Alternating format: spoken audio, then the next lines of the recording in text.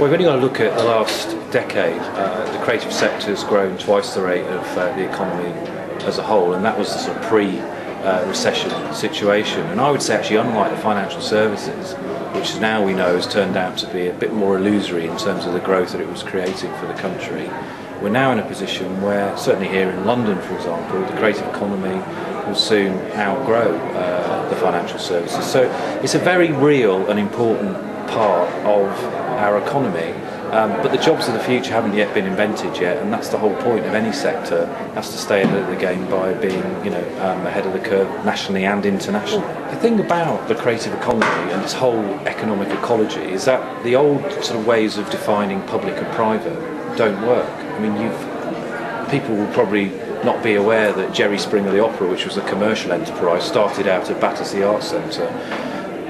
Great design and creative agencies like this one will have a multitude of clients in public, private sector, large and small.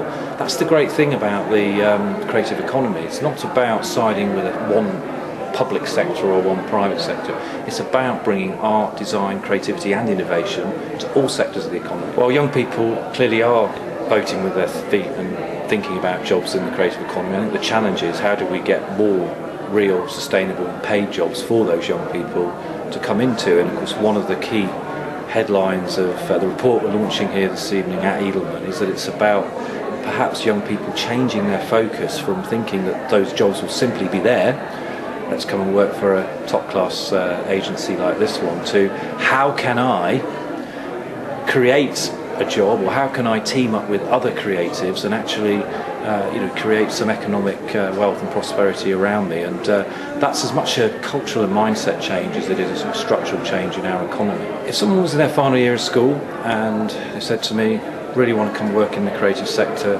what should I do? I would say to them, look, you've got to have three key qualities. You need the knowledge, first of all. You need to understand what the sector's about. You need to have a creative talent. But you also need the know-how, how to apply that. It's no good being good at drawing if you can't apply that to a client's desire for a great design, for a website, for example. And thirdly, you need to really foster those networks and cultivate them, because that's how the creative industries work. It's all about who you know. Sadly, sometimes it's about too much of that, which means some people get locked out as a result. But nevertheless, join those local clubs and get to know people who are working in the sector already.